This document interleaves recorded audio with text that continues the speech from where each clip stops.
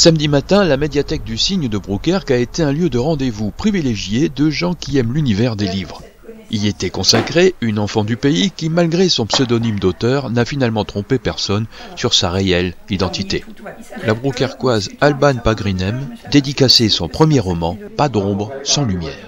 Depuis que je suis toute petite, je baigne dans la littérature, j'ai toujours adoré ça. Quand j'ai appris à lire, tout simplement, j'ai découvert comme ça pouvait être merveilleux. J'ai beaucoup fréquenté la bibliothèque de Brouckère qui était tenue à l'époque par une ancienne instite qui m'a ouvert aussi à plusieurs auteurs.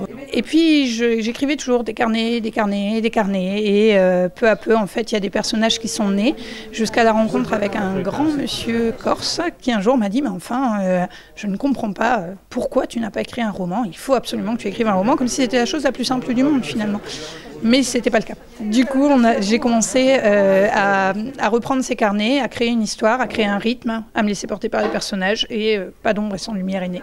Publié le 11 juin dernier, Pas d'ombre sans lumière a été finaliste du concours roman de l'été Fixia Télé Loisirs. Ça fait 1 an et demi que Pas d'ombre sans lumière est achevé. Le seul truc, c'est que du côté des éditeurs, j'avais pas forcément de répondants, et que quand mon amie, qui est également auteur, qui s'appelle Sophie Cellier, m'a appelé en fait en me disant il faut absolument que tu participes à ce concours, je me suis dit ok, je vais me lancer parce que moi j'ai la chance d'avoir un ouvrage qui est achevé. Donc je me suis dit en effet, on va peut-être y aller, ça va peut-être accrocher, et ça a largement accroché, encore une fois bien au-delà de mes attentes, et beaucoup de mes amis m'ont dit, en fait, au début, on allait voter par amitié pour toi. Après, on allait voter parce qu'on voulait trop la suite et qu'on voulait la lire. D'une lecture facile, l'histoire est portée par 2 personnages auxquels le lecteur finit par s'attacher de paragraphe en chapitre, avec l'envie irrépressible de savoir ce qui leur arrive à la page suivante, créant ainsi une sorte de dépendance sans effet secondaire grave. C'est vraiment 2 personnages principaux qui sont Lisa et Adèle, qui se connaissent depuis qu'elles sont petites et qui vont se confronter tout simplement en grandissant à cette idée qu'elles recherchent un idéal, alors un idéal professionnel, un idéal familial, bref, la belle image d'Épinal, mais qu'elles s'aperçoivent de la difficulté pour atteindre cet idéal en fait. Plus habituée à la production d'une littérature scientifique du fait de sa profession, Alban Pagrinem a d'abord dû se convaincre qu'elle pouvait aussi être auteure de romans. Pendant très longtemps, j'ai eu peur de m'avouer en tant qu'auteur, dans la mesure où on a toujours peur, vous savez, qu'il manque une certaine légitimité. Et au final, je m'aperçois que pour les gens qui m'entourent et les gens qui m'aiment, c'était une évidence depuis très longtemps, il n'y a que moi qui ne voyais pas les choses au final. C'est une fierté, c'est aussi montrer aux habitants que le travail qui est fait tout au long de l'année peut permettre de les promouvoir quand ils n'ont pas les premières clés, les premières entrées.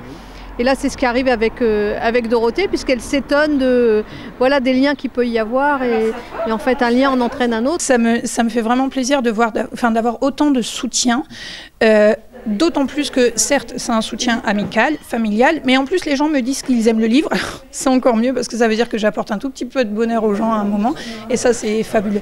Ce qui est extrêmement important aussi dans cette aventure, c'est que je fais de nouvelles rencontres ou des re-rencontres. C'est-à-dire que je revois des gens que j'avais plus vus depuis 20 ans et qui me reconnaissent dans le journal, qui me disent « Ah, mais en fait, c'est toi !» Et ça fait extrêmement bien, quoi. J'ai eu des retours de Brouckerquois qui l'ont lu un peu en avant-première, qui m'ont parlé d'un style très fluide et de choses décrites qui sont aussi des choses qui peuvent être vécues par le plus grand nombre. C'est très passionnant, c'est des histoires de vie réelles où je peux éventuellement me retrouver parce que je suis jeune maman et du coup c'est vrai que ça se lit facilement et on a envie de connaître la suite, on s'attache aux personnages. Pour passer quelques semaines de vacances,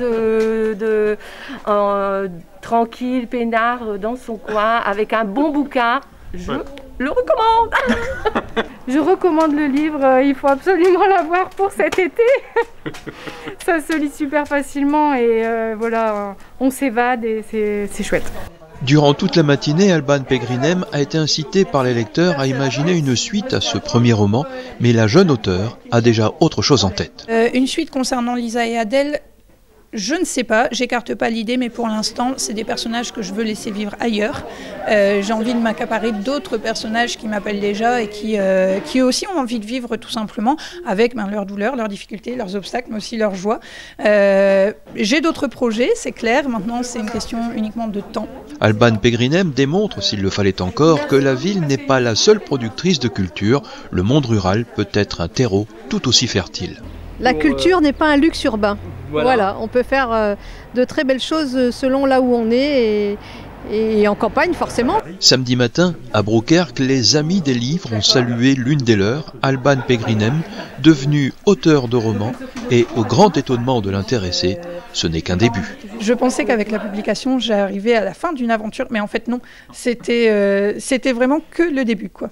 Si vous souhaitez vous procurer ce premier roman d'Alban Pegrinem, Pas d'ombre sans lumière, le livre est disponible sur Amazon ou bien aussi à la médiathèque du Cygne de Brokerck.